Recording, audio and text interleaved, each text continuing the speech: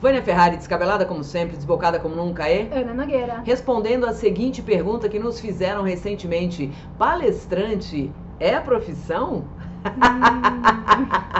Nós temos uma opinião muito clara acerca disso e vamos compartilhá-la com você ao final deste vídeo. Verdade.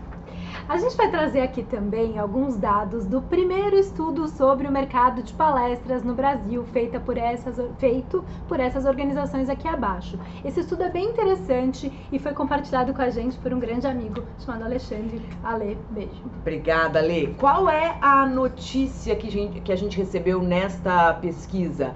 75% das empresas que contratam palestrantes afirmam que não medem o ROI. O que é o ROI? Retorno sobre o investimento. Portanto, elas não sabem dizer se aquele cachê voltou para a empresa ou se multiplicou em forma de indicadores. Quais são eles?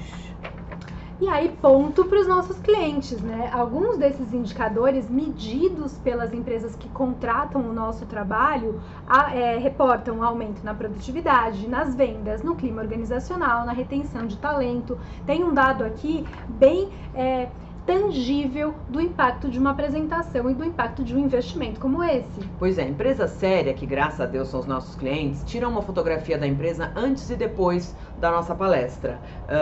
E algumas delas compartilham conosco esses resultados. A gente teve um aumento de 22% na rentabilidade daquele grupo, ou seja, entre o que se gasta para trabalhar e o que se recebe do cliente, 22%, 10% de aumento na produtividade dos colaboradores e redução do turnover da ordem de 65%. E isto é maravilhoso. Alguns dados que compartilharam conosco.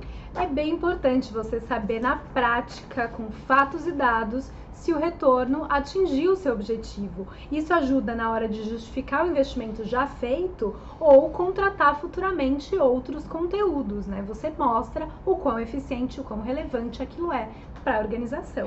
Exatamente. O que a gente precisa saber, portanto, antes de contratar qualquer orador para o seu evento, para o seu treinamento, pesquise e entenda qual é o objetivo daquele encontro.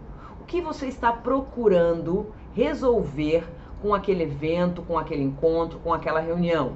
Qual é a expectativa da equipe? Lembrando que muitas vezes a equipe pode não estar esperando nada e é você, líder, que vai propor uma solução para o grupo. Mas muitas vezes a equipe sabe o que precisa melhorar para o time. E qual é o conteúdo mais adequado para resolver aquele problema que aquele evento, treinamento, encontro quer resolver? Problema ou oportunidade, né? Vocês identificaram uma oportunidade de aumentar o engajamento, de melhorar o clima organizacional, uma oportunidade de mudar o mindset das pessoas para serem mais inovadoras, ou resolverem problemas, ou ter uma consciência crítica, enfim. O que vocês precisam? Isso é muito importante. E só depois de responder a essas questões é que você vai escolher o melhor profissional, a melhor profissional para estar com você nesse evento, nesse treinamento, né? Pois Fundamental casar essas duas coisas.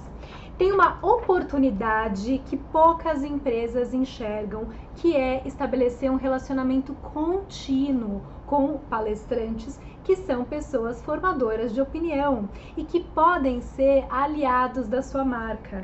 Uma vez que você começou esse relacionamento por conta, às vezes, de um evento pontual, continue investindo nisso, munindo essa pessoa de informações, de jeito mesmo de se relacionar e se aproximar dela, porque pode ser alguém que vai falar bem da sua organização, vai ajudar na construção da reputação da sua marca, né? Pois é. Super oportunidade. Caminhando para a resposta, palestrante é profissão? Não, senhoras e senhores, palestrante não é uma profissão. Não está registrado no Ministério do Trabalho, não é uma profissão. Por quê? Porque você precisa ter domínio do conteúdo que você vai abordar.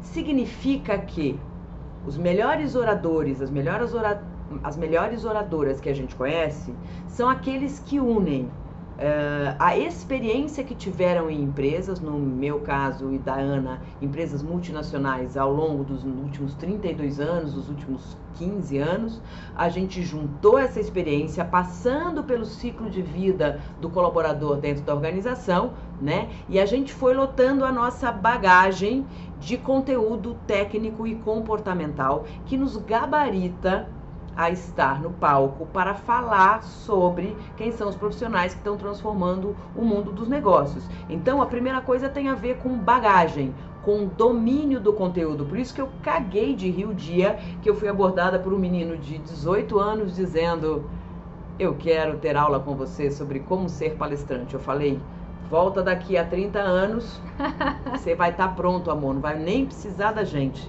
né? Porque existe sim tempo de vida no mundo, experiência, tombo que você toma, erros graves que você comete, atrocidades que se transformam em aprendizado. Soma isso à nossa adorável mania de estudar. E aí você junta as pesquisas, os estudos, os livros, os benchmarks internacionais e nacionais, o contato com outros profissionais de altíssimo nível, que é o que a gente tem o privilégio de ter hoje, né? Hoje a gente é amiga de muito presida, muita diretora, muito gestor, muito supervisor que compartilha conosco as suas alegrias e tristezas, e aí a gente vai aprendendo junto e trocando esses saberes, certo? É isso aí. A palestra, no fundo, é a forma pela qual você vai transmitir o seu conhecimento. Então, o mais importante é entender qual é o conhecimento potente e transformador que você tem, que pode inspirar pessoas. Aí a palestra vai ser um meio para fazer isso acontecer, simples assim. Exato. Outro aspecto fundamental é ter uma abordagem, uma linguagem, uma forma de se comunicar muitíssimo eficaz, para de fato gerar uma conexão com o público que vai te ouvir, a ponto de fazer com que essas pessoas busquem alguma transformação na sua vida a partir do conhecimento que você levou. Isso gera uma outra pergunta. Qualquer pessoa com experiência pode subir no palco e ensinar pessoas? Não. Tem um monte de gente que tem muita experiência, mas não tem didática, mas não tem carisma, mas não tem disciplina para criar um conteúdo e não consegue explicar o que aprendeu. Você viveu isso no ensino fundamental, na faculdade, na pós-graduação, no MBA. Professores incríveis do ponto de vista de conhecimento, que não conseguiam expressar o que aprenderam ao longo da jornada. Então, não é qualquer estudioso ou qualquer executivo ou executiva que pode subir no palco. Até pode, e passa uma vergonha, mas enfim, isso é importante pensar também. Item 3, adaptação a cada cliente ou a cada plateia. Sim, senhoras e senhores, esses profissionais precisam ser brifados para compreender o mercado, mas não basta seguir o briefing. Precisa conhecer um pouco mais sobre como funciona a indústria, mas tão importante quanto isso, como funcionam as pessoas. Então é preciso um pouco de história de educação, como é que treina adulto, como é que engaja adulto, como é que motiva adulto. É diferente. Eu fiz magistério, portanto eu tive aula sobre como ensinar criança. Esse conteúdo não serve, então eu tive que estudar como se ensina adulto. Tão importante quanto isso é sentar com o cliente e entender qual é o motivo do encontro, mas qual é o momento pelo qual a organização está passando, né? Então, muitas empresas estão passando por fusão, por compra, por venda, tem fábrica fechando, tem loja abrindo, tem presidente novo chegando, ou tem gente mudando de papel dentro da organização. Então, as pessoas precisam compreender que o palestrante e a palestrante precisam estar bem orientados acerca desse cenário e assim poder falar sobre esse conteúdo com bastante propriedade. Na hora de escolher quem você vai levar para o seu evento, também avalia se essa pessoa é brifável. Porque às vezes a pessoa tem uma história específica que ela compartilha no palco e vai ser sempre aquela. aquele conteúdo se adequa à sua necessidade, se não, não é essa pessoa que você precisa levar. Agora, se é alguém brifável, que vai construir um conteúdo exclusivo, que vai adaptar os seus exemplos para a realidade da tua organização naquele momento, aí sim é a pessoa certa. Então, avalie isso também. E muito cuidado com gracinhas. Por exemplo, uma coisa que toda empresa séria valoriza o alinhamento com os objetivos de desenvolvimento sustentáveis. Ou seja, é uma pessoa que tenha um discurso alinhado com as questões mais fundamentais do mundo. Igualdade de gênero, acesso à educação, respeito às orientações sexuais das pessoas da organização. Ética, combate à corrupção. Então tem algumas piadas que um cara de stand-up, por exemplo, vai fazer e que vão completamente... não ao encontro, mas de encontro com os valores da empresa. E aí você tem que tirar a gente do palco no meio da apresentação, porque o cara começa a fazer piada homofóbica, piada de mulher e tal. Então, presta atenção nesse ponto que a Ana falou, do cara ser brifável ou não. Outro aspecto importante é construir um storytelling, ou seja, uma história com começo, meio e fim, que vai ter o poder de comunicar com clareza o que a experiência que essa pessoa tem e como essa experiência pode influenciar a tua equipe, a tua empresa. E aí, finalmente, conhecer os problemas reais da empresa e trazer solução prática. Só uma pausa, esse ponto não tá no estudo, os outros 4 sim, mas a gente acredita que é bem importante você levar isso em consideração. Pois é, na verdade, a gente adora saber a história de um cara que jogou basquete a vida inteira, ou de um cara que atravessou o Atlântico, ou do cara que subiu no pico mais alto do Cacete A4. Isso é muito legal, é inspiracional, mas muitas vezes as pessoas não estão conseguindo se comunicar dentro da empresa porque um manda e-mail para o outro, ou ainda estão sendo agressivos porque não tem inteligência emocional, ou ainda não se enxergam nos indicadores da empresa. São problemas práticos. Então, a pergunta é, a sua equipe tem essa capacidade de abstração? Ela vai entender que se o cara vier falar que ele precisa fazer 5.000 cestas e ele treinou 3 bilhões de dias, esta pessoa tem que estudar no dia a dia a sua profissão, o seu indicador, não sei o quê? Ou não? Ou você precisa de alguém que faça, que dê dicas mais práticas sobre comunicação, sobre autoconhecimento, sobre avaliação de desempenho, sobre técnicas de feedback, sobre liderança. E aí nós estamos fazendo um autoelogio. Sim, senhoras e senhores, nós estamos nos elogiando. Porque se tem uma coisa que a gente sabe, é fazer o seu colaborador voltar para a mesa de trabalho ou para operar a máquina na fábrica num outro patamar de consciência sobre o que é ser profissional. O que os nossos clientes alegam é que depois da nossa apresentação, as pessoas voltam mais engajadas, voltam mais menos reclamonas, mais agentes de solução, menos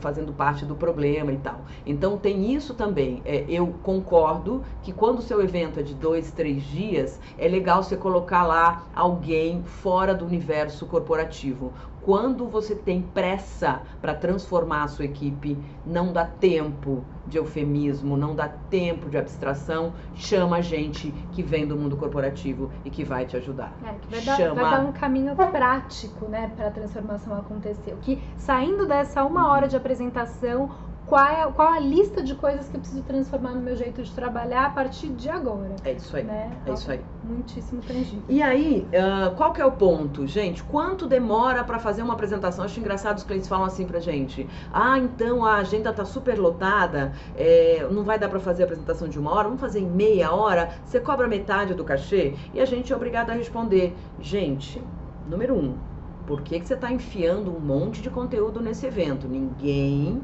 em sua consciência consegue ficar 3 dias obtendo conteúdo e estatística e método e toda a informação por muito tempo.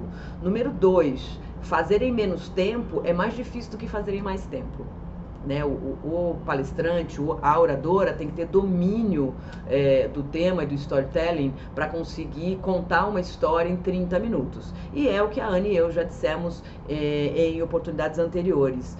Para fazer uma apresentação de 1 hora, nós demoramos 1 hora para falar, 12 horas a 24 horas preparando o material e 30 anos trabalhando nas empresas. Então, para fazer a sua apresentação de meia hora no seu evento, nós demoramos 12 horas e 30 anos, né? E é isso que você tem que considerar na hora de escolher a pessoa que vai falar com a tua empresa e você que quer ser palestrante. Agora sim, vamos lá. Você que tem esse sonho, o menino lá de 18 anos que nos procurou, você tem esse sonho. Ou ainda, você já está numa idade madura, já coletou esses conhecimentos todos e agora você quer falar sobre a sua história, sobre a sua vivência, sobre a sua experiência. Acho maravilhoso. Todo mundo tem história boa para contar, né? A única coisa que você tem que ver é se você aguenta o tranco. Então, tem uma coisa com relação à saúde desse profissional, porque... Como você sabe, a gente está sempre no aeroporto, sempre na estrada. Nunca tem rotina. Nunca tem rotina, o que é delicioso. Se você não gosta de ter rotina, cola na gente. Se você é uma pessoa metódica, que acorda no mesmo horário, dorme no mesmo horário, que dorme só bem na sua cama... Que tem o travesseiro do seu jeito. Você vai se fuder. Porque hotel é insalubre, aeroporto é insalubre, estrada é insalubre, né? Contudo, a gente se diverte. Então, são os ganhos e as perdas de todas as escolhas. Mas vamos lá, você tem conteúdo, você tem disposição para fazer 210 apresentações como a gente fez no ano passado, você tem saúde e você não se preocupa com rotina. Maravilha, o próximo passo é, prepare-se para plateias difíceis. Sim, nós já fomos interrompidas no meio de uma fala por alguém que levanta e quer fazer uma pergunta. Ou, às vezes completamente fora de contexto. Não é nada a ver com o tema que você está abordando. A pessoa quer participar. Ou quer testar o seu conhecimento, que eu acho super legítimo e válido. Ou é uma plateia que está cansada e você tem que usar de subterfúgios para trazer aquelas pessoas junto com você. Ou ao contrário, estão muito animados e não param de tocar aquelas buzinas e bater aqueles coisinho de ar que a gente inventou, ou tocar corneta, e você precisa trazer a pessoa. Então tem uma coisa no tom de voz, no volume, na abordagem, na energia, na movimentação de palco, que você precisa aprender. Tudo isso é possível, a gente é capaz de aprender qualquer coisa, porque o potencial do ser humano é quase ilimitado, né? Mas você tem que se perguntar sobre tudo isso. Então, tá aí a primeira pesquisa, o resultado da primeira pesquisa sobre o universo de um palestrante, que na nossa opinião não é uma profissão, é um pedaço do nosso trabalho. Então, qual é a profissão de vocês? Qual é a nossa profissão, Ana? A gente é produtora e curadora de conteúdo, né?